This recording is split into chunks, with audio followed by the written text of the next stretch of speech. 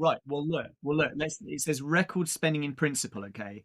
And what the record spending I think is possibly going on is setting up, building new free schools, setting up new academies. And if you're an academy that's got, say, 5 schools, you might have 5 head teachers, and then there's like a CEO on top of that as well, on like a six-figure salary. And that's another, what, 5 teachers' salaries in that one person role? Well, that person's unnecessary, and they're just basically a politician. They're a bureaucrat. Why do we need that person? And that's being repeated again and again and again with these like business model academies that are sort of coming around like amoeba, sucking up schools and then putting them into a really, really dire situation.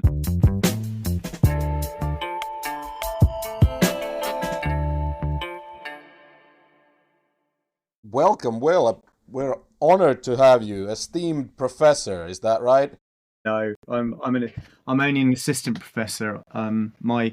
My friends, when I got the job, were very good at putting me in my place. One of my closest friends just turned around and and said to me, "So you just carry his bags then?" So, but you don't need to make coffee for That's any right. of And the big. it was brilliant though, because it was immediately don't get on your high horse now. I think the title used to be senior lecturer or something, because the next level up from this is an associate, and then it's a full. So I'm kind of like, if it's like an hourglass and I'm at the kind of biggie wedge bit at the beginning, all the hard work happens in the middle before you kind of like reach the professor bit, and I'm just kind of looking at that. So at the moment, all I'm getting is just more and more and more and more and more things to do. But that's fine. That comes with the job, really. Are you supervising idiot undergraduates like me? I do. I've got four people that are doing dissertations this year. Genuinely, always really, really good. I run one class called Education, Neuroscience and Society, and that's for third years only. And I teach on a couple of others. But everyone's always really, really good. And on my third year class, we get psychologists and medical students come along as well. So, and I think the people that are in the department aren't really education specialists. They're all sorts. So it kind of runs from people like me that have got a little bit of medical background, a little bit of schooling background, a little bit of sort of special needs background as well, right the way through to people that are specialists in English, in sort of English literature and children's literature. And so it's a really broad church within the department, and it's a really good bunch of people. So it's a very interesting world to be in. I mean, I don't think I've ever sort of sat around the table with anyone and had a boring conversation. So I mean, the cultural life is interesting. I think that's probably that's probably one of the most interesting things of all, because I mean, you were saying just before we started recording that you're from Finland, and I was mentoring a girl there who's from Estonia. She's from Estonia, but a specialist in machine learning, and she was doing some great work around how you could take some YouTube videos of, I think she'd done some YouTube videos of Muhammad Ali, and was using them to see if there were audio signals for later Lou Gehrig's motor neuron disease or dementia just from the audio, and you kind of take 2 points in time, and then can you machine learn and find out. And that was really interesting, because not only was she getting somewhere with that work, but it was an Estonian girl that was one of the sort of top 3 lady players of real tennis in the country, if not in Europe. And real tennis is this like really weird, it's like on a court where there's roofs and like handmade tennis balls, the original version of it, Yeah. and the racket Yeah, is kind of, they have a club in yeah. Cambridge, real I think, well, tennis club. Yeah. there's 3 courts there, and there's only kind of like I think there's only 6 courts in the whole country anyway. Yeah. Actually, we're going to Estonia on the very next episode of this You podcast. are. It's being released in a few days because the you see on the logo of the thing, eView, that company that we partnered with. Yeah. Mike, one of the guys there, he's a sort of adventure capitalist in Eastern Europe, and he lives out there. So we'll talk a lot about Estonia in the next one. Yeah, that'll be a really interesting viewpoint, because what with the the historical closeness to Russia and the current political tensions, Exactly, yeah. very, very concerned when I spoke to this girl about going home. I mean, I remember sort of saying, "Are you going to go home? Because presumably now that you had a scholarship here, you're going to be okay and be able to get I assume you'd be able to get quite a good job at a university out there. And she said actually the scholarship opportunities were next to nothing in comparison. And so she was sort of, thinking long term, what were the Estonian prospects? So I suppose that's things you can think about next week. That'd be really interesting to listen to. Yeah, and we talk a little bit about also like the difference between whether you're an Estonian speaker or a Russian speaker. So I don't know the background of this girl, but there's a huge difference in how you can access opportunities. If you're from the Russian speaking side of the Yeah. population, you'll have a lot more trouble. Don't you have a similar sort of thing? Many years ago, we had one player at the floorball team who was Finnish but spoke Swedish. Yeah, I speak Swedish as well. Yeah. Yeah, and isn't that a similar sort of tension now? I know this is nothing to what we're supposed to be talking about. Oh, there's a tension there, but actually there's a tension because so Sweden is a monarchy and was an empire and all that. Yeah, So yeah. the people who ended up staying then in Finland, there's actually the stereotype about them is that they're wealthy and posh people. Literally, people call them better folk, bättre folk. Oh, is that the Swedish word? Yeah, yeah. So it's like an opposite stereotype with them because Yeah, I mean some of it is true because some of the families who stayed back were nobles, like noble families from the Swedish Empire. But a lot of them are just normal people. Actually, a lot of Swedish-speaking Finns are agriculturalists. So up in like Ostrobothnia, which is that bit across the bay from Sweden, so sort of northwest Finland. So they're all farmers and they speak Swedish. So it's not really true. But then in the big cities, I guess if you're a Swedish speaker, your schools might be considered a little better than normal Finnish schools and things like that. really, it's that sort of segregated. Huh, that's really Mm, interesting. yeah, more segregated in Estonia. I think in Estonia we can almost talk about apartheid in some senses, at least at times when it comes to Russian and In terms Estonian in speakers. terms of Russian speakers in Estonia. Yeah, yeah, yeah. But in Finland, it's all more or less like it's all okay. There are no big protest movements and nothing like that. And has it got worse then in the last since 2014? I assume it must have done or hasn't done. Yeah, well, Mike addresses that a little bit. He said that, yeah, that you don't really hear Russian anymore. Like some people are hiding it. They don't Ah, want to be like, because it's not a war that they've started. The ones who live in Estonia, that some of them are not ashamed, but they can't really be Russian in public anymore without people looking at them a little weird and stuff. So yeah, so they've kind of gone into hiding a little bit, you'd say, maybe. right, right. Yeah. Anyway, Yeah, back to you you. want to talk Sorry. about Uh, no, no, no. I just want to. yeah, Yeah, I'm just trying to see where we're going to segue into actually talking about a topic yeah. because we haven't even started I one yet. well, I can segue from me being an idiot. I'm gonna need my handheld here on this journey to some extent. So you're gonna have to imagine that I'm a total idiot on this topic. Okay, so I can talk about what my kind of area of specialism is if you Yeah. want. Well, I'll start with the quick. First of all, I resent how quickly you got there with me being an idiot, but I know, and I that's didn't say that. I didn't say that. I didn't say but that. but, And, uh, it, and but so you're an educator by background, right? So why did this become important? Were you working in schools and the special educational provision was just in shambles and terrible, and you thought you need to do something about it, or what happened? so it probably came from two different directions. One, a member of the family, and I knew nothing about autism. This is in the 1990s, still kind of Rain Man, and there wasn't really Sheldon Cooper around, and so there was a real sort of hidden majority that were very severe and couldn't speak and really kind of heavily intellectually impaired. And I remember I was made next of kin, and I didn't know anything, and I was like, well, how am I going to care for my nephew at all if I don't try and learn something about it? And so I started just doing some reading about it. I was a teacher by this point, and wasn't in special needs at that point. No, well, there was only one place in the country at the time in the late 1990s that was actually specifically doing anything around autism, and that was Birmingham under a really famous lady called Rita Jordan, who was one of these kind of trailblazers around education and was in a department with loads of other really famous people. And so I wrote back to my union, wrote this course out and said, this is what I'd like to do. Can I do it? And they were like, yeah, sure. And I came back and was planning on doing that in 1 year. And then obviously, like life gets in the way and you have to kind of like earn money. So that became part-time. And dissertation finally gets published in around 2004. By this point, while I was still doing that, I was working in a school down in Brighton, and the head teacher knew that I, had this interest. And so I was kind of voluntold, can you do the SENCO role? But the bar school actually did it at the time in a really original way because, well, special needs looked really different back then, sort of 25 years.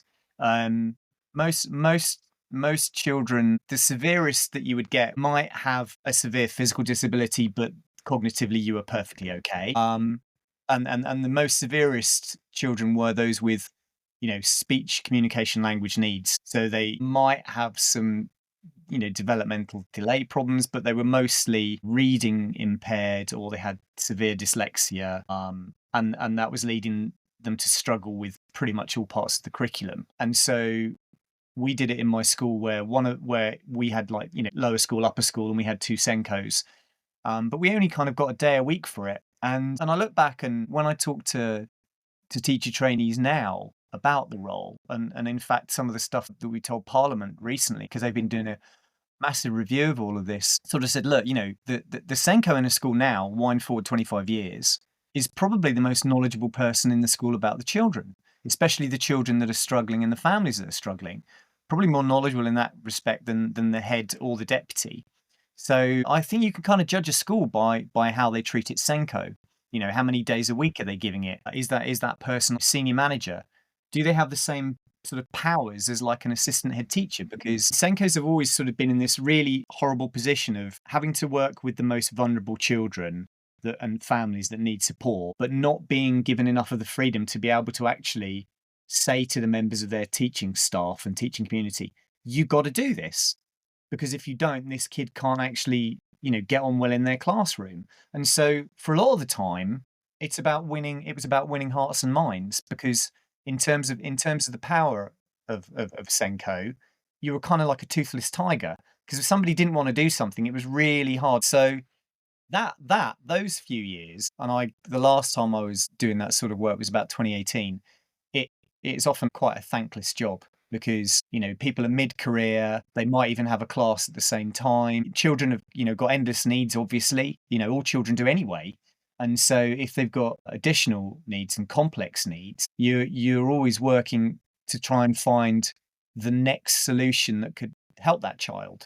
Is it that they need legal protection, so they need something that's called an education healthcare plan, or do they need a particular reading strategy? Or do they need a circle of friends if they're an autistic kid? And so there's loads of things, and it's a really challenging situation right now, where we are this year right now, because 15 years of lots of good work that was done prior to that, in terms of raising the status of schools, and all that got kind of really badly undermined. That kind of inclusive, holistic, we really care about you social element, it has gradually been sort of eaten away at in the last 25 years. And I think whilst on the one hand we've eaten away at looking after the community in that way and looking after children, at the same time the curriculum's got more and more and more and more narrow, more and more pressured. So for example, when I first started teaching and we were doing stuff around literacy, English, and we were really trying to get a whole generation of kids interested in writing. I mean, I'm sure that generation of kids have obviously grown up to probably be some really good writers now. Some of the kids I taught have gone on to be medical students and all sorts of different things. But now we're spending all our time wanting to teach kids this thing, SPAG, spelling and grammar. And, who wants to know what a fronted adverbial is? I mean, could either of us even name what one of those are? I mean, I probably should know, but I can't remember offhand. And I'm thinking, well, how does that help a child enjoy writing? And we've gone from the creative bit, where I was teaching kids to have like a daily journal and just kind of, if you see something that's funny or something really interesting on the way home or happens at home or in a conversation, write it down, because next time you're doing a story, you can integrate it. They don't care anymore. They want it to be so formulaic that you lose the interest. Yeah, with language teaching, I'm there with you. I never learned the name of all these categories of things. For example, in Finnish, which is really complex grammar and stuff, there are all these names that they were teaching for categories of words and declension of verbs and all that. Never learned them and scored full points in the local whatever high school end exams without it. And I've never learned them in any other language. I know what a verb is, and I know what an adjective is, and I know Right. what a noun is. But I, Right. other than that, I'm pretty blind on all of those things. Yeah, yeah, and I think that, sometimes when you try and teach native speakers their own language as if they're a non-native speaker, I think it actually can make things more challenging for the native speakers to start to learn their own language. And if I remember correctly, I think a lot of the logic around it was inner city places. Let's teach them all phonics.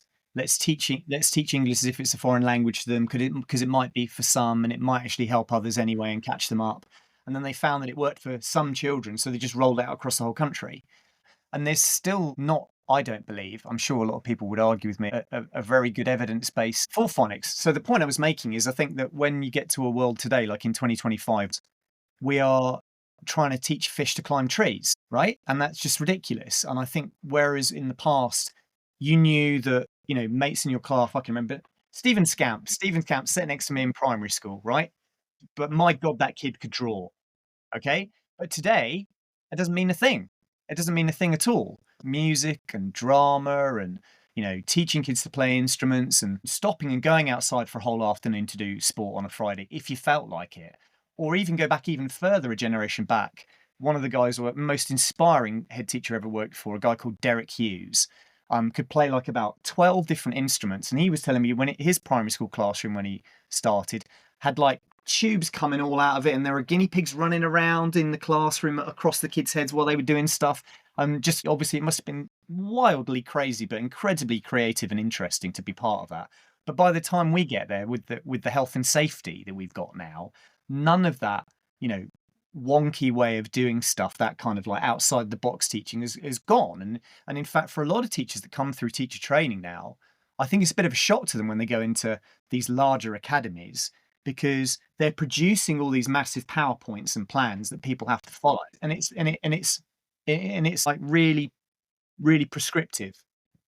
Where does that make for the creativity and interest if someone can't bring something to it that's I their own take I on it? think that says, yeah, that says something about society as a whole, and what you're saying about this like creativity and maybe attention to the individuality of a child being gone, and it's all become corporate. And in Yeah, some places, I've yeah, visited a lot of schools in my early career here, that some places are like prisons where kids are literally standing in rows and being counted and called out. And I think not just with your expertise, which is the kids with special needs, but with all kids, I we're think you're right. losing this, we're losing some childhood in our childhood, you know? Yeah, we are. I mean, there's that phrase, isn't there? I've heard people use, of sort of kidulthood, and that's not what it should be. And there's a book that's called Rethinking Childhood.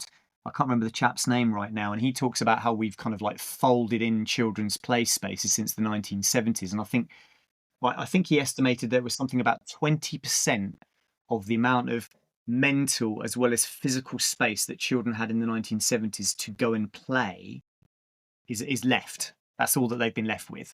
So we've lost 80% of the kind of freedom and play that they had then. And everyone goes, well, that's because they were going and playing in quarries and drowning. And it's like, no, they didn't. There's incredibly rare cases. Most of the time, kids would kind of go and find a tree to climb, and they'd amuse themselves and they'd find something to do. But now we seem to have even corporatized that through the attention economy. We're trying to basically get kids to kind of like scroll through things all the time and just stay on a screen, rather than actually go and find, like I would have done, my Star Wars action figures and play with those for hours on end and think nothing of it.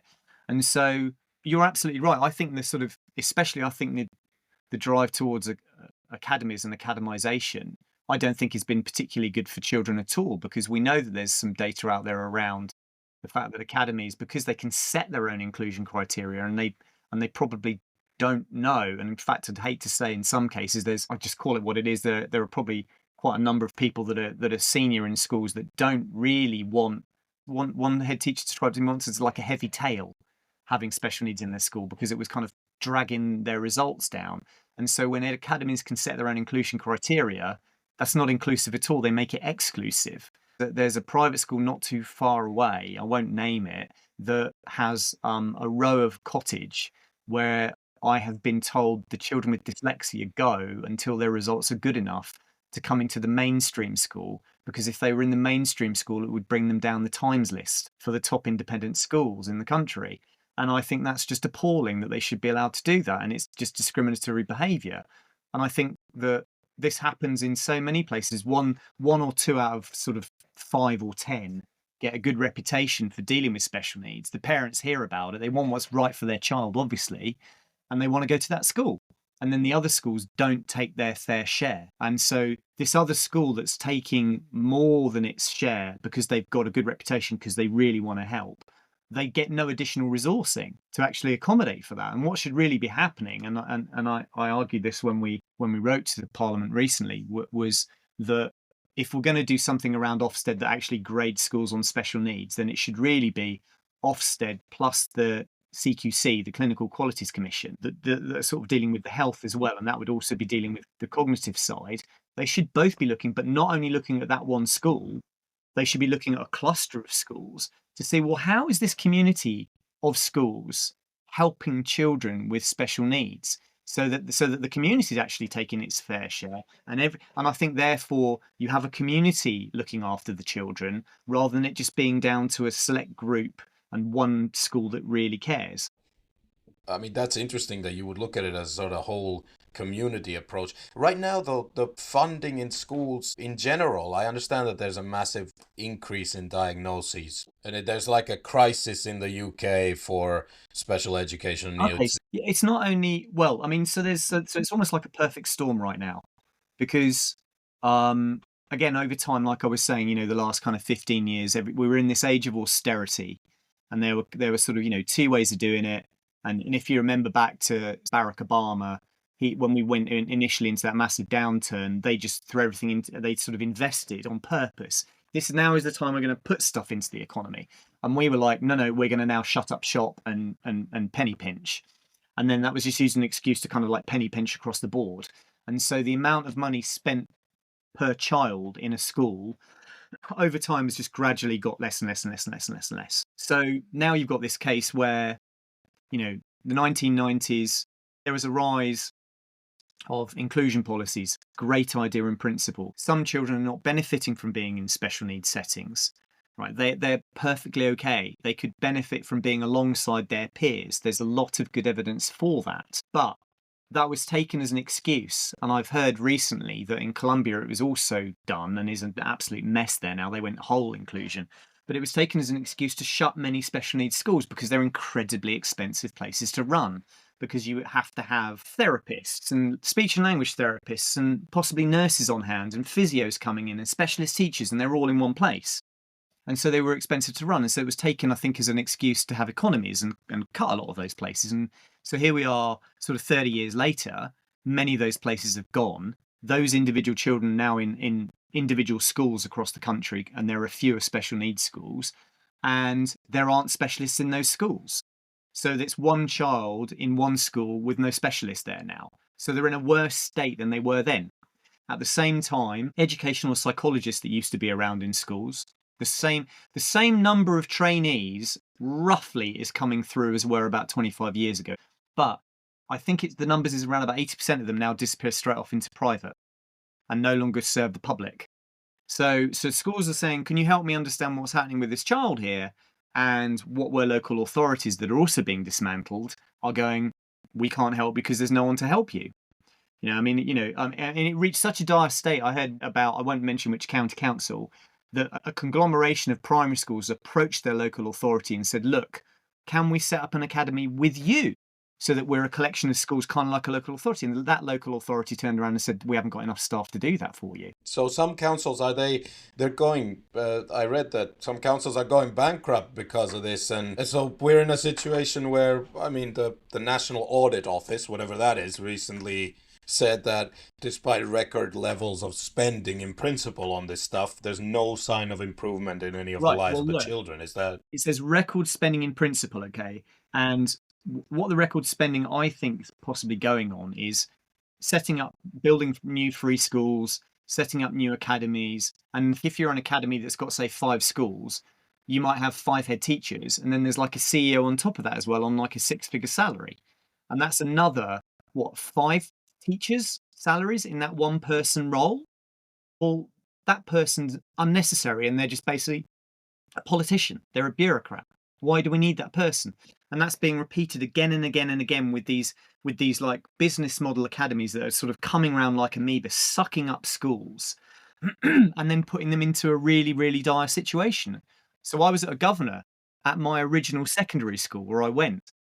When they went into this process, at the moment, 80% of all secondary schools are in an academy, and 20% of primary schools are in academies. But they obviously want that to change, and they want everyone to be in them. They've bitten off the secondary schools first, and if you fail an Ofsted inspection, you kind of are pretty much told, if you're a secondary school, that you're going to go into this academy. Now, you can either choose one, or we're the Department for Education, we're going to choose one for you. And so my old secondary school, they kind of chose one, but then they got kind of told you're going to have this one. And they went within a period of about a year of being about, I think they were almost like £1 million up, to then being told by this new provider that they were £700,000 down. So about 20 staff were let go. And prior to this, the school was like, we're in the green. How's this happened? And so it's this business model being applied to education. And the only people that are ultimately suffering in all of that are the kids, because the number of people that were supporting them has now gone.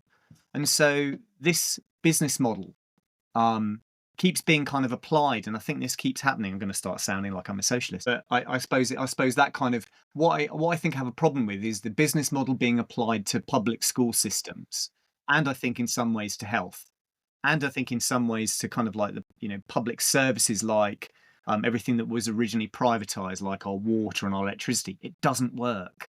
It doesn't work. You cannot put a price on health and on education.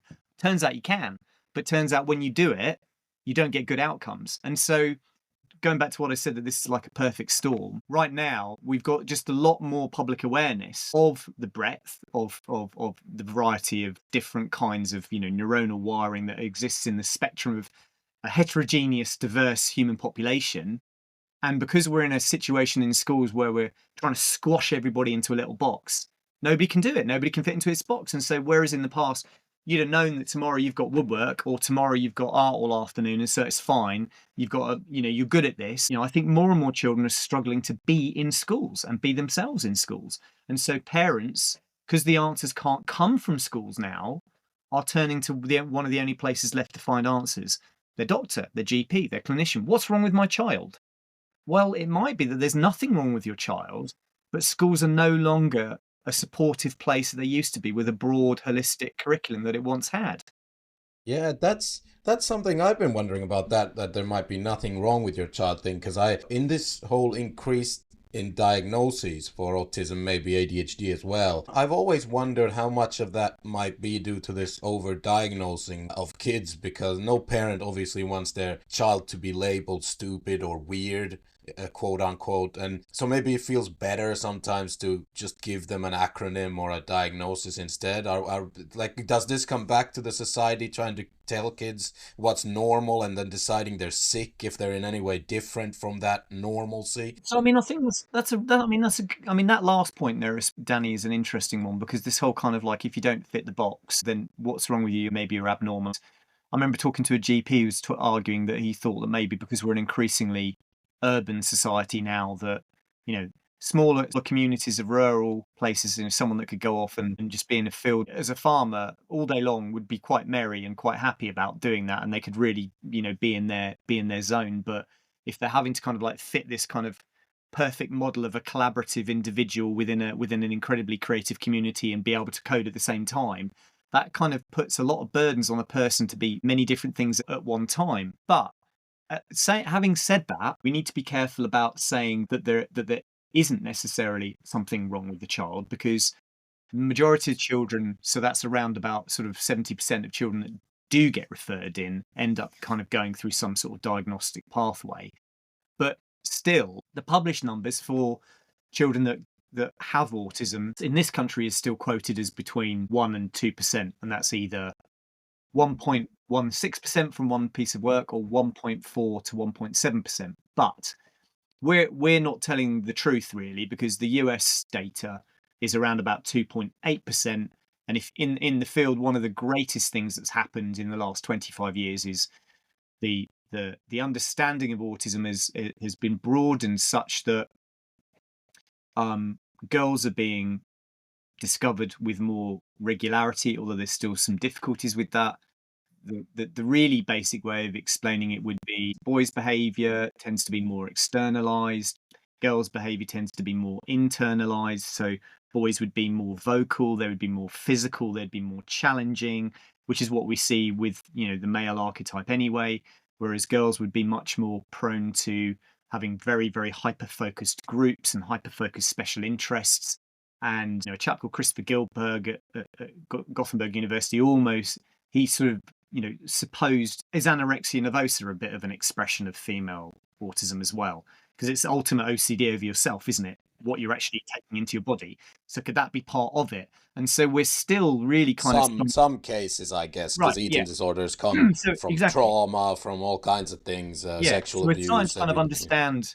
We're starting to kind of sort of like understand that that if you include females in it, well, obviously the numbers are going to go up. And so uh, you know at the same time, over the last 25 years, 30 years, it's interesting because I've watched the community kind of shift from focusing very closely on biology and neuroscience and around children to kind of now the population has aged and now the problems are adults and adults with autism and the adult community and employers and employability, because it's still a real problem amongst the autistic community being employed. And so it's a really challenging outlook. And so often when parents come, the first thing that clinical colleagues and I know would say is that you listen to parents when parents say there's a problem. But it's also hard to unwrap whether how much of this is because are we spending as much quality time with our children as we used to?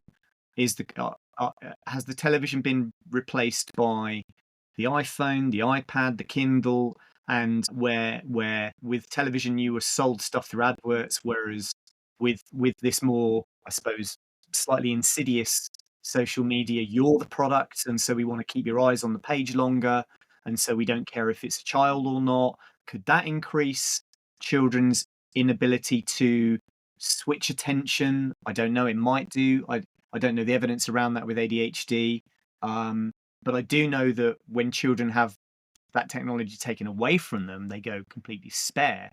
And I do know that some bits of science that were done by my old PhD supervisor, Professor Yule, she compared, whether you read with a book with your parent or whether you have it on an iPad. On an iPad, it becomes me, I want it, it's mine, go away. Whereas when it's a book, it becomes a sort of shared cuddle up experience, and it's much more about warmth and us sharing together. Yeah. So there's And something we've all observed that with our own children. Like, right. don't do that Right. screen thing if it's reading time before bedtime. And there's so much research that just for the eyes and sleep quality, the screen is an awful idea anyway. So just get rid of the whole thing. At some point during the day, you just have to go to books. Right. I think at the moment, and this is really interesting, it's only China that has actually kind of come out and said these are the number of hours that a child of this age should be doing in a week in terms of their access to online screens.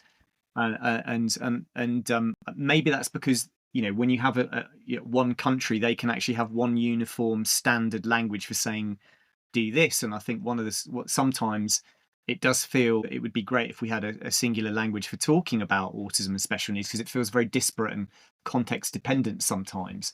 And I think when we're talking about technology, when the Chinese came on board, it was because there was this huge increase with children's myopia. And rather than have to deal with kids going short-sighted, they said, right, if they're 7, please don't let them be on the screen for these many hours a day, because we know that it's going to lead to them needing glasses later on. And and again, it's this thing I was saying about it being a perfect storm. So we had austerity, and then we've had the changes in the funding that have led to a reduced curriculum, which has become more narrow, and we've had the rise of social media and children's anxiety, especially for girls. And I don't know whether this could explain some of the rise in autism in girls in particular. It went up in 2006, the year the iPhone came on the market, and has never really gone back down again. And I think that's because it's external validation through technological means, and we know that girls' external validation comes through their friendship group. But if it's gone somewhere else, like in a digital environment, that's got to affect them in certain ways. So I think there are these other elements, and it's really hard often to talk about them with parents in particular, from conversation with clinical staff and also from my experience in schools, because when you have these documents that I think there's one document called the Connors Grid that compares attachment disorder to autism to ADHD, and it can look a bit like autism, but it could really be an attachment problem. And so if you turned around to a parent and said it's not actually autism, it's because of something that happened in their attachment, parents can immediately hear you did something wrong. Whereas it might be something that happened postpartum that was not their fault, that disrupted that attachment, so it wasn't able to strongly develop. Well, of course, that's the last thing that people want to hear. And so, to talk about attachment disorder with parents is like opening up a complete can of worms, and so it's not done. And so I think then sometimes people are more likely to veer towards, yes, it's ADHD or autism, than to say, have you considered that it might be attachment? Because then if that becomes a complaint, then that can be incredibly challenging, and it can be, really, really, damaging for everyone. And so it's really hard sometimes to um, find what might be the right answer. And I think sometimes parents would want there to be a clear answer as early as possible. And we know from the science that as early as possible a child gets a label is better, because they then can understand what on earth's been going on for me, Yeah, so I guess what I said about over diagnosing, it's better to do that and then catch the cases that truly need help as early as possible, rather than letting kids be weird, as I said, or whatever, because then Um, you're risking not providing the I mean, it's the true to it's true provision. to a degree. I mean, what's interesting is that when children get a diagnosis, very few then lose the diagnosis once you've got that. So, and I think when I started to come into this bit of work was with NHS England, that they were really worried about what was going on with what are called tier 4 inpatient units, because they were costing so much money, with girls in particular were going into these units possibly for eating disorders or what have you, and it was taking them sort of years to be able to come out. I think the number was about 5 years on average, and that immediately reminded me of a famous study from the 1970s by Rosenhan, which is about being sane in insane places. And he was the chap that came up with the term about being institutionalized, and he put himself in an institution and then couldn't get out 3 months later, because he then had all these characteristics of other people that had, severe organic mental disorders. And so I think we need to find ways to make sure that we don't completely label in a wrong way, because diagnosis is still vitally important.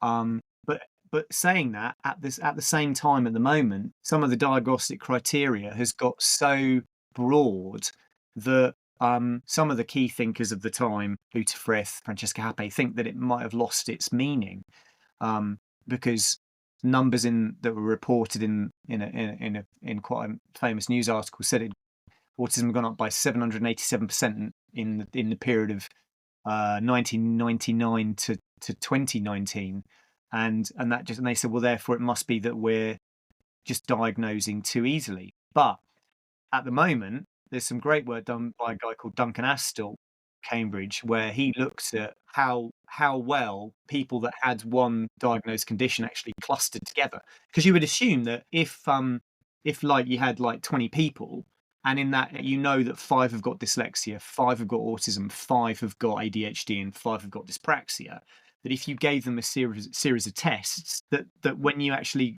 put those tests on a graph, you'd have a little circle of a group where all the ADHD kids are, a little circle, right? And you'd assume they'd all kind of cluster together, depending on what you tested them on. Well, it turns out that if you do that, they're all over the place, and they don't Mm. cluster in a logical way, which suggests that the diagnostic labels and the diagnostic criteria at the moment are sort of kind of not fit for purpose. Yeah, so the same sort of behavioral traits, or would you say symptoms, I guess, can manifest in, there's overlap between all of these conditions as well, right? Yeah, and I mean that's norm. I mean that's becoming the norm though as well. But I think that's probably a sense of understanding that probably when a child has autism, it's highly likely, sort of around about 70%, probably more of the time, they're going to have something else. they're going to probably have a dyspraxia or, developmental coordination disorder as well, or they might have intellectual disability or, I mean, I remember once looking at this when I was doing a piece of work, and I mean, it's awful what nature does to children. But I think my list, when I was getting information from sort of clinics all over the country, they've got autism and what else, and there was something like about, I think I lost count. I think it was something like about 60 minimum things, as well as having autism, that children could potentially have. Genetic disorders, Klinefelters, blood disorders. There's so many other things that could affect them. And it really made you think, God, when things go wrong, it must be terrible, because it's just so complex and so awful. Sometimes when I've spoken to clinicians, we forget as well that a diagnosis can be a good thing, because it can be really damaging for children's lives when a child can't speak or may have really bad health problems. And so there's times when diagnostic labels have really important meaning. There were some early conversations a few years ago about how do we get rid of all of these referral waiting lists. And some people were saying, well, we stop diagnosing altogether. Well, they've realized subsequently that you can't do that. And so many places now are kind of trying to do this kind of dual carriageway of looking after kids, where they say, look, we're going to get to you to diagnose you as soon as we can. But while we're doing that, we're gonna try and make sure that we're going to ask you what you need. What are your strengths? What are your weaknesses? Have you got any language problems? Do you need speech and language? Do you need a health visitor to come and help at home? Do you have nighttime terrors? Do you have bedwetting problems? And we'll deal with those until we finally get through to the doctor. So I think the answers are coming. I just think that it's taking a long time and it's expensive, because in this country we do it in a really good way, because we won't let one clinician decide a label. When we do it and we do it well, we do it with like a team of people. And there's always kind of like this really good trinity of it being like a clinical doctor or a psychologist and a health visitor or speech and language therapist. And you get those three eyes, working with a family and a child, and they'll have a very, very good sense of that. And probably most parents are still wanting there to be human clinician, somebody that can see the child and have eyes on how they're behaving and interacting, the way we seem to be going, which will be starting to rely more on artificial intelligence or algorithms or automated processes. It's still important for our parents. They still tell us that, we want to meet someone that actually understands the complexities, because they've had a lot of experience. Australia's done it, where they've said you need at least 2 years experience of working with kids with autism before you should be on a team that diagnoses. And I totally agree. I think that's the right way to go. That sounds like a really clever way to do it. But I mean, this is you. I thought that was good that you. That was a little bit of positive note there too. It's not all doom and gloom for autistic children though, because obviously what we mentioned about the state of local councils and the academies and all that is a nightmare. But science, technology is progressing, and people are looking for answers. By the way, this could be a really stupid question, but any scuttlebutt about cures or new sorts of treatments for either ADHD or autism? Is anyone Um, working on that? I think to talk about cure, really, like a hot knife through butter, splits the community in two. Really, the talk about something like a cure, um, is not really talked about right now, because there is a lot of conversations that say, well, that could lead to epigenetic studies and potentially eugenics, because you're then starting to do gene deletions and snippets to get rid of someone, and then we're going to start trawling through like we would for Down syndrome. But that's the answer from the autistic community, that quite rightly say, sort of nothing about us without us. But there are still significant studies that are being done around genetic modeling and genetic finding, and hoping to discover which genes are important. So, I mean, I recently read a piece of work last week from an Italian group, and they did some mouse modeling, and then they applied their results to human populations to see if there were any similarities. And they were explaining that about 25% of the autism spectrum could be explained genetically as, so this is kind of 12.5 and 12.5%, could be explained as being either hypo-reactive or hyper-reactive. So either you're really sort of hyper-focused on something, or you're really very, very sensitive to light and sound and things in your environment. And I was like, well, that sounds like a start. And if that explains a quarter, could it kind of eke into the other 75% as well? I guess the response that always tends to come back from the autistic community then is, yeah, but so what? There's two issues with that. The so what, if we're talking about the really severe end, what's now called the profound autism end, is that it might be important for that end of the community to get a cure, because that would mean your child's severe disability could be dealt with, right?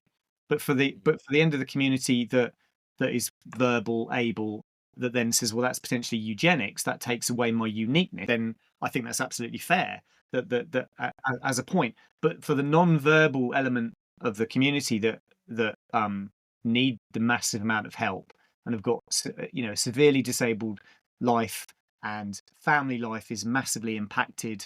Piece of work in 2009 reckoned it was around about 1.25 million over a lifespan for a family with a child with autism in terms of costs, and I think I worked it out that it was around about 1.79 million now with inflation.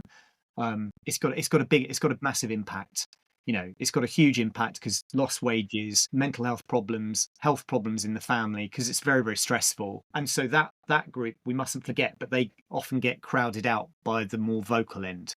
And so, whereas my work, I kind of point at that one, and that's the bit where I came in the 1990s, and to watch it kind of like broaden like this and almost forget that small group, and clinically that small group being forgotten as well, is really kind of is unfair to that group. And so you're right to actually ask the question as to what about a cure, because if, say, for example, I spoke about my nephew and it could have been cured at birth, because he had the worst kind. He sort of like was developing completely normally, and then at 18 months went into classic developmental arrest. So he started speaking, said 2 words, and then they just went, and that was it. So there was so there literally was like, a ticking time bomb going on genetically, that something was okay, and then it kind of reached a point at which the gene proteins or whatever kind of like kicked in at a certain age, because so many things are going on in the young brain, and then that was it. That was the end. And so if we could, if there could have been something that could have been done for that, then of course, people would want that. And so I think sometimes to ask people whether it's possible or not, I think right now, no, there isn't.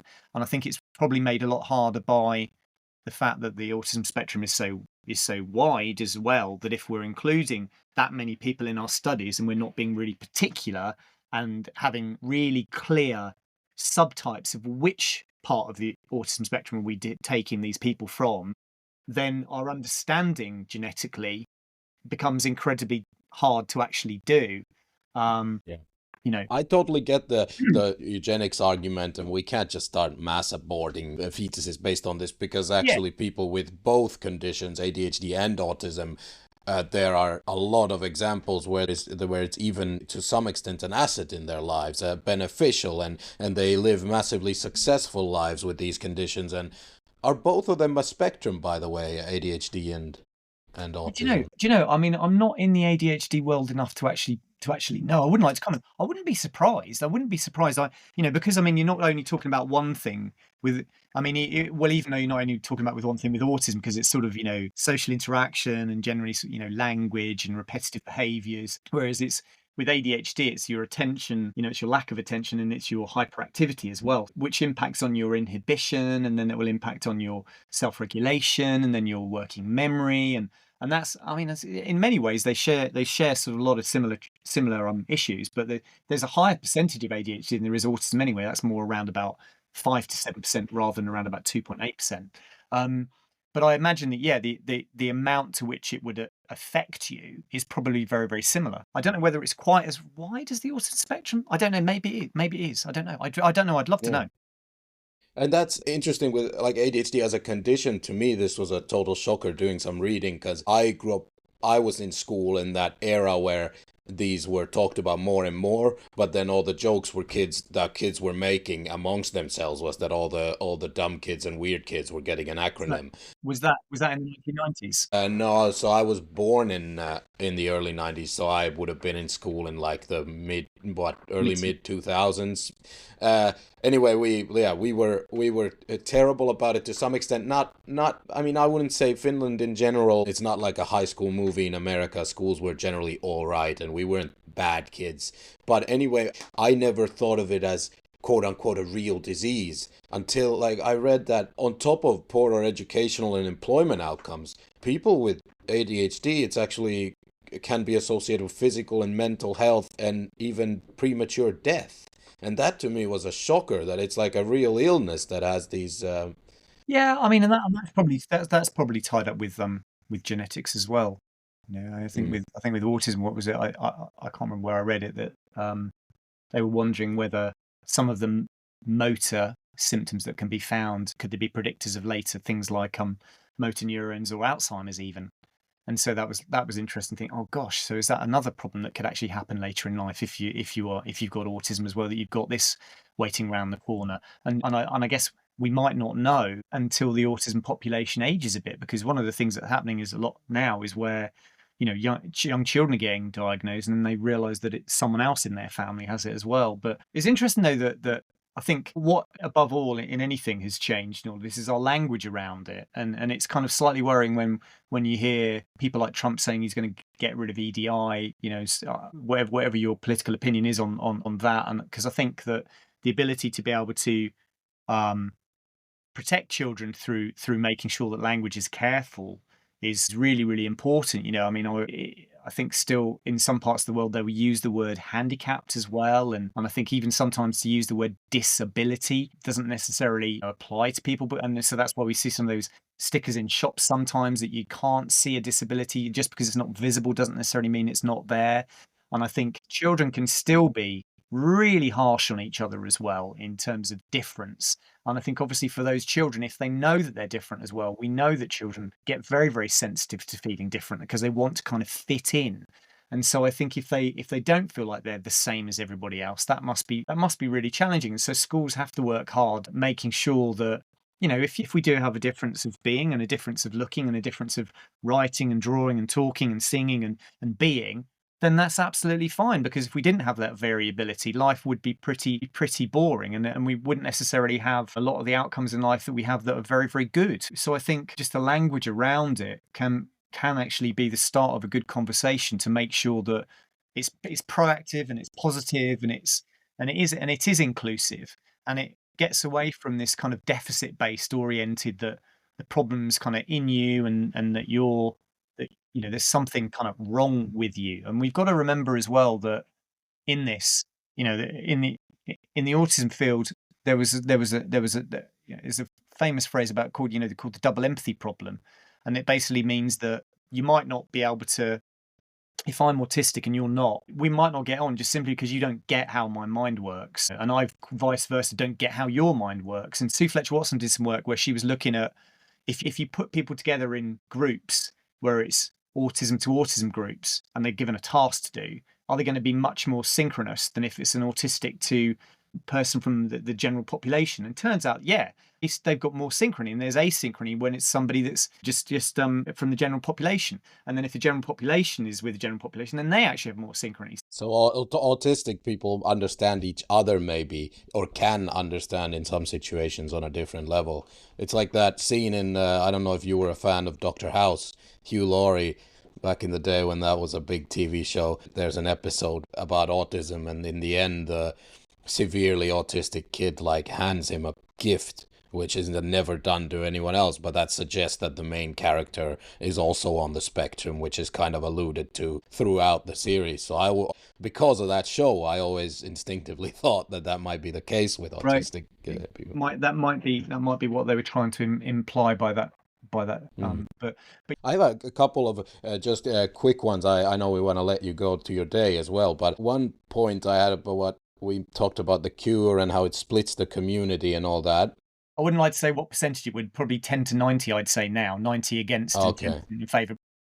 I see. Well, I mean, about that though, we should definitely do the science though. I'm not saying it should ever Yeah. inform policy and lead to some kind of eugenics or whatever, but doing the science, since we just talked that there might be a potential link to Alzheimer, maybe. So who knows what else we cure? Like, you should definitely, someone should be working on the science. And there are probably teams working on that. But yeah, I think to even have that as a discussion and to talk about um, cure it's just not the done thing right now. I mean, and I would agree with them. To understand genetically where we are, we're in such disarray in terms of understanding what the makeup is of autism anyway, that to kind of think about it as being a cure is really difficult. But at the same time, we're in the extreme cases, if there was an opportunity, so and it's a lifelong developmental disorder, if we use the medical terms, and if those severe children could be helped, why wouldn't you? So I think that those teams are still out there working.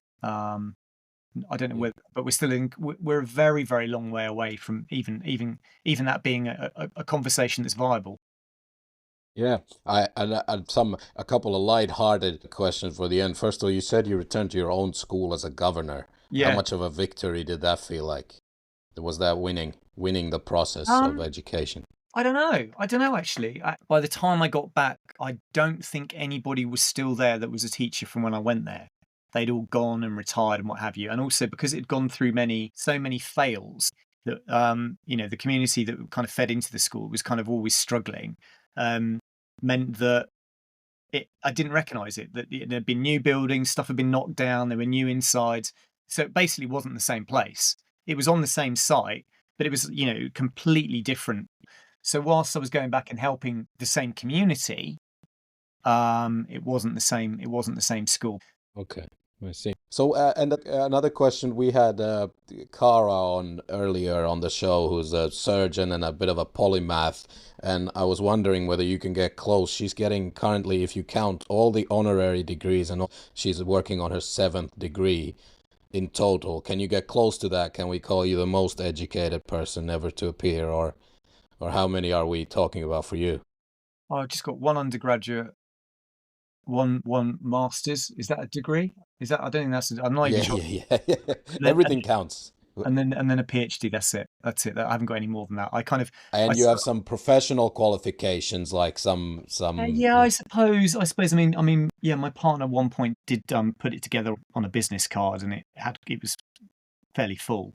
It So there's a lot of letters, there was a but few. you Yeah, wouldn't I know. consider them full Yeah, degrees. yeah. Yeah. But I try not to.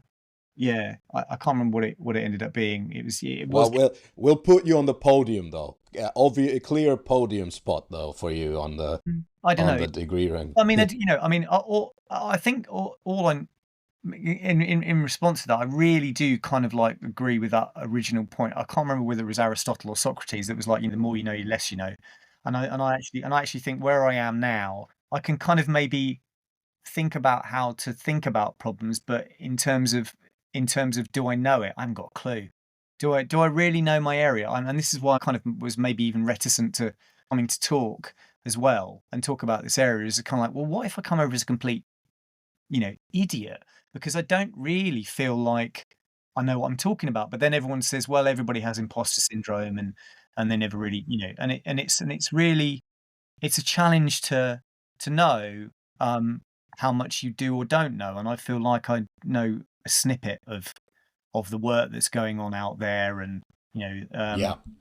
I feel the same. I think it's a common feature of all critical thinkers, people who in any way ever respected the scientific process, or are just humble in general, is this Aristotelian way of thinking about the more I learn, the more I realize I don't know, and I maybe can't even know ever. yeah, It's like some I things are suppose known. I suppose it's a bit late to be coming to this thought when we were talking about even this sort of scientific method, having done quite a few of these kind of grant research projects now, where you're paid and you have aims and you have outcomes and you want to get there. And I remember I was talking with a friend of mine who's a GP, and was sort of saying, yeah, well, if you got 100 people in a room and they all boiled water, I bet you one person in that room wouldn't get 100 degrees for boiling the water. Someone would get 98, someone would get 99.9, someone would get 99.7, someone would get 101. And then he said, but if we added them all together and averaged it out, that would come to 100. And I was thinking, that's such a clever point, because um, the point he was making was that even within science, it's more based on sort of like averages over time than it is actually based on that you find a definitive answer. And I think the projects I've done have always sort of ended up annoyingly for the funders probably and for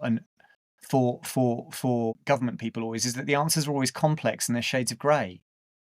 And I think sometimes people want there to be clear answers that are black and white, and it's really rare that that happens. It's always yes, yes, yes, that's a good thing, but well, that could work, but well, I can see what you're saying, but because everything always comes with a caveat because it's very, very rarely that things are clear cut. Yeah, if you want easy answers and quick answers to things, it's either mathematics or conspiracy theories. If you want real life, it's all about probabilities and gray areas and best That's right. guesses and That's right. And I yeah. think and I think there has been a move in science, much more away from. I mean, I don't know if you know anything about psychological science, but a lot of things always come down to kind of like a significance value, and if it's like highly significant or not, or whether the result shows that it's significant. And I think one of the shifts that's been happening, and still isn't completely done, but needs to be done, was this much more towards this idea of Bayesian probabilities, and so we're kind of relying on a stochastic understanding of things, that it's not that it's, oh, that's highly significant, it's like it's highly probable that this didn't happen to chance and that it would happen compared against this other thing. And so I think that idea of the messiness of human reality and human nature is something that I think we're understanding more and more and more, that it's not just about black and white instance, but about a fuzzy mess of interacting, multi-dimensional multivariates that are always changing, at any one time. But it certainly makes things interesting, that's for sure. And as you know, we finish with public service announcements on this show, so mine will be easy. I'll go with the one about Aristotle. Keep learning and be humble out there. You're never gonna know everything, and there are no easy answers. And for you, I have a prompt for you. Maybe this can be one. I saw you've done a lot of work with special education and tangible objects like constructing things with kids. So, what are the best toys for people? And no free ads. So, generic Danish style blocks, are they the best ones or? Um, I think it really depends on what the child's interested in. Yeah, I mean, I think with children, it doesn't really matter because the best game in the house and the best toy in the house is their parent, or parents, and I think as long as you give kids wings, they'll fly. That's a great one, Will. Fantastic ending. Thank you so much for All taking right. so much of your time. This was super interesting. Thanks so much.